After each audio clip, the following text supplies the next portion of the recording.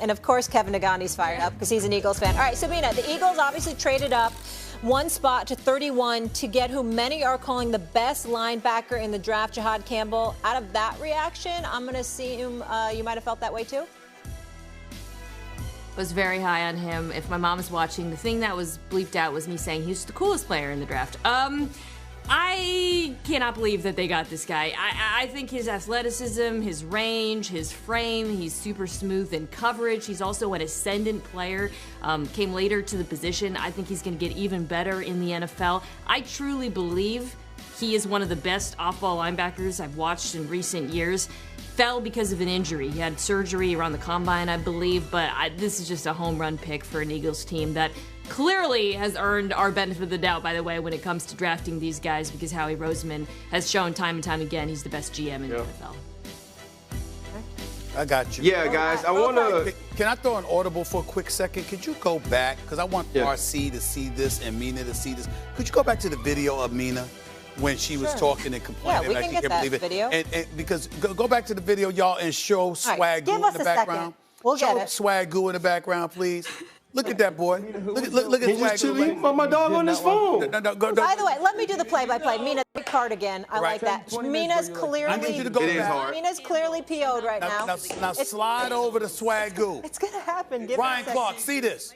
Look at Swag Goo. Kevin Nagandi, all fired up because he's an Eagles fan. Yep. We're back at it. Okay, Mina. Where the hell is Swag Goo? He was there a minute ago. Yeah, we're going to get there. He's at the end, Stephen A. Guys, we're You got to wait. Y'all Be patient. Patience, yeah. Patience, Stephen A. Everything else in life can be sped up. Why can't that? Stephen A., you need to work on your patience. All right. It's coming for you. Why are you guys all drinking soda, though? Don't waste calories on soda. Can we go to... Now, look at that boy right there. They got some wine over there. Now, that boy right there, you see him, Ryan? But Dan Orlovsky is going to come on national television in the A block and make a big deal that he curling 50-pounders. Look at that boy. Now, if Dan Orlovsky was curling 50 pounds, we need to stop the presses. That's breaking news. But Swag Goo, 50 pounds is like 5 to him. What's the problem? That's what I said. Dan actually made a big deal out of it, Ryan. He actually made a big deal. And I see you working out with kids. Rewound the whole tape for? That's what I wanted to see. I didn't know it was going to take that long. I thought he was going to be talking about how depressed he was as a Cowboys fan, not about him being young. But I'm like this. I said, he said, oh, what? You should have seen Dan. Did you see him? I mean, he was 50 pounds. I said, the brother 300. Problem. What am I missing, Ryan Clark? What am I missing? Listen, Stephen, Stephen, I can ask you a question, though. Why are you always hating? Like, it's like people can't come on your show and get complimented. If people come on your show and get complimented, that narrative out you hate on them. You know what? That's the real narrative. Ryan Clark, that's a big boy right there. 50 pounds ain't a big deal. That's number one. Number two, Ryan Clark. Let me tell you something right now. The way you talking about it, I'm going to tell you what I'm going to do. Just like I'm dedicated to you and all the athletes, especially the NBA players out there. A show next week. I'm going to do a show dedicated to y'all, and I'm going to cover it just the way you want me to. Every word that comes out of my mouth is what you would want me to say. Watch. So you're going to act like... First off, that's never going to happen. I want you to do this, though. I want you to do an entire show and not talk about one thing negatively. That's what I'm saying. I want you to only focus on the positives of what happened. Hold it. We can start right now. Ask me a question, Molly. I'll give you a taste of it right now. Ask me a question. Okay, I'm just going to... All right. First of all, I just want to apologize to our producers that our executive producer just slowed down the whole show. It's good television. They'll get over it. Okay. The best fits. Not the best clothing. We've already established that Abdul Carter's dad wins the night with the awesome Adidas chain, and there is no room for any other pick. Best fits between player and team that picked him. Go. I'm going to go with the freaking Philadelphia Eagles. I'm going to try to spread the wealth here a little bit, and so just the ones that we haven't hit on. Jahad Campbell with the Eagles at 31. See, this is what happens when you build the perfect team and you don't have to do anything drastic, or you can just go, wait, we have enough players and people to make an aggressive move, or we can sit here because we have enough players and go, we can just kind of let things go where they may, and we're going to end up with a good player.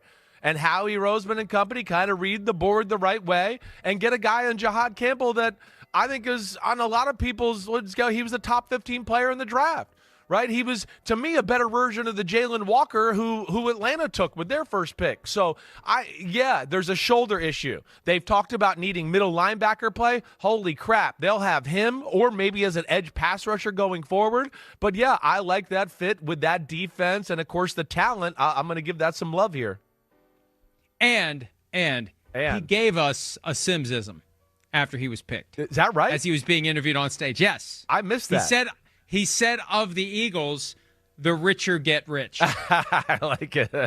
Well, he's from New Jersey. Which exactly sounds like something you would say. He's from New Jersey like me, Jahad Campbell, right? So this is also cool in that he's not too far from where he grew up, and happy for him that he got in the first round because he dealt with an injury, a shoulder injury, and that's the only reason he wasn't picked in the top 20. The Philadelphia Eagles have announced a 4-year contract extension with center Cam Jurgens, keeping him in midnight green through the 2029 season.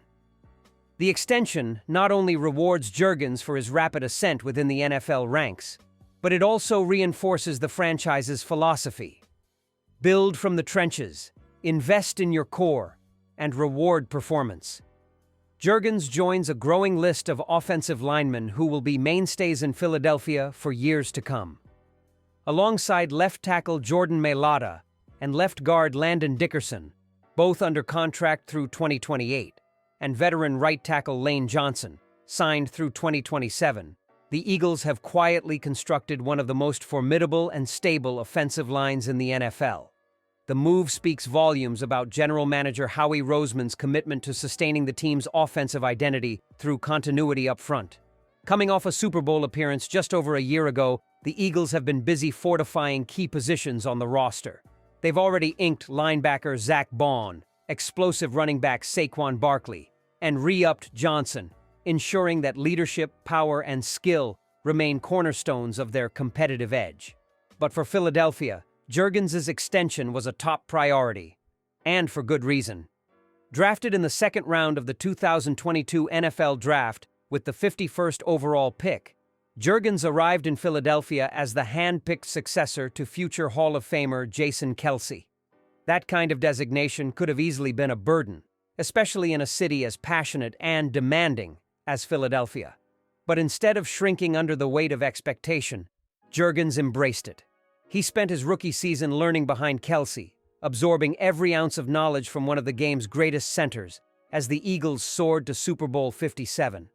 The coaching staff made a bold move in 2023 by transitioning Jurgens to right guard. He responded by winning the starting job and playing in 11 games, proving his versatility and toughness. But it was in 2024, following Kelce's retirement, that Jurgens truly stepped into the spotlight. Slotted back into his natural position at center, he started all 16 games, anchoring the offensive line and earning Pro Bowl honors, the youngest Eagles center to receive that recognition since Ken Farragut in 1953. "I feel like I have a lot of good guys around me and I just kept learning, getting better every game this year," Jurgens said after being named to the Pro Bowl. "It's a huge honor. So many people play for years and never get it. I'm still going to do the same thing and be the same person." Jurgens' humility and work ethic are a reflection of the culture the Eagles have built, one grounded in development, accountability, and team-first mentality. Teammates and coaches alike have praised his transition and growth. "I think he's done a phenomenal job. I mean, everybody's going to compare him to Jason Kelce. But Cam is Cam. He's going to do his own thing," said Landon Dickerson. "He's filled the role of playing center for the Philadelphia Eagles extremely well." Quarterback Jalen Hurts also voiced his admiration, pointing to Jurgens' resilience. "He had one bad snap to start the season off, and all the questioning and all the things that were thrown his way, and ended up being a Pro Bowler. He's done a great job." Statistically, Jurgens was at the heart of one of the most dominant offenses in league history. With newly acquired Saquon Barkley in the backfield, the Eagles led the league in rushing with an eye-popping 3,866 yards, a new NFL record. Barkley alone ran for a staggering 2,504 yards, playoffs included, carving up defenses behind the blocking of a unit that has grown into the envy of the league. The balanced attack also contributed to a franchise-best team passer rating of 103.4. Juergens' journey to the NFL is a story of transformation and perseverance. Philadelphia Eagles have signed their 2022 second-round pick, center Cam Juergens, to a contract extension that keeps him in Philadelphia through the 2029 season. The timing, just days before the NFL draft, highlights the team's strategic approach. Moves like trading C.J. Gardner-Johnson and letting several veterans leave in free agency were calculated decisions to make room for core players the team has developed. Juergens earned what every drafted player hopes for: a second contract. The Eagles rewarded their Pro Bowl center with a 4-year, $68 million deal that includes $39.4 million guaranteed, making him the NFL's second highest paid center, just behind Kansas City's Creed Humphrey. By locking Juergens in through 2029, the Eagles not only solidify the middle of their offensive line, but also signal their intent to remain one of the most physical, dominant rushing teams in football. With Juergens at center and a core of linemen like Jordan Mailata, Landon Dickerson, and Lane Johnson already under long-term deals, Philadelphia has built a front five that can protect Jalen Hurts and open lanes for Saquon Barkley for years to come. The real beauty of the deal isn't the deal itself, but how Juergens landed in Philadelphia in the first place. General Manager Howie Roseman got input from Jason Kelce, leading to the 2022 NFL Draft. Not many organizations, if any, get input from a player in evaluating their successors. Roseman was wise enough to understand that nobody knows the position better than the player playing that position, a future Pro Football Hall of Famer, and a player the GM regards highly and respects immensely. Kelce loved what he saw in Juergens, saying he saw many of the same traits in Juergens that he saw in himself. Roseman listened. Who cares if Kelce was still 2 years away from retiring? This is how the Eagles stay good. They design a plan that doesn't always have to be enacted on day one. So Juergens sat most of his rookie season. He learned from Kelce and offensive line coach Jeff Stoutland. In his second season, he finally became a starter, but not at the position he played at Nebraska. It was at right guard, a position that was foreign to him. Juergens used his athleticism to play the position well enough that the Eagles ended up in the Super Bowl that year. Finally, when Kelce retired following that 2023 season, Juergens was ready. It could have overwhelmed anyone, let alone a 25-year-old, to fill the kind of shoes Kelce left behind. It didn't. Juergens played exceptionally well, earning a Pro Bowl nod and leading the team to the Super Bowl, part of an offensive line that broke down the door to a feat not seen often in the NFL, a 2,000-yard rusher. It was more than just his blocking skills, but his ability to set protections against defensive fronts schemed to confuse. It was that seamless transition between he and quarterback Jalen Hurts that made it all work. Not many organizations are willing or able to hatch these sorts of succession plans. The Eagles do it often. Look at left tackle. They knew Jason Peters was nearing the end back late last decade, so they drafted Jordan Mailata in 2018 and turned around and took Andre Dillard the following year. Dillard didn't work out. Mailata sure did. They knew the end was near for Fletcher Cox, so they drafted Jordan Davis in 2022 and Jalen Carter in 2023. They also knew Brandon Graham was closing in on retirement, so they selected Nolan Smith in the same draft as Carter, then took Jalix Hunt in the 3rd round last year. I think that one of the best tools that we have as coaches is the tape, right? Said head coach Nick Sirianni. A lot of us are visual learners. We're able to evaluate the tape, and whether it's in practice, whether it's in the draft, whatever it is, and say, here's what you did right, here's what you did wrong, and it's right there on the tape. That's a tool that every coach uses. Well, the next step of that is being able to dive into what that player is thinking. So sometimes that, hey, what this player was thinking on this play was this. This is what we taught him on this play. But to have the guy in there, to watch that tape, to show the standard of what something looks like and say, hey, this is exactly the way we want this play to look like here, watch BG right here, is invaluable.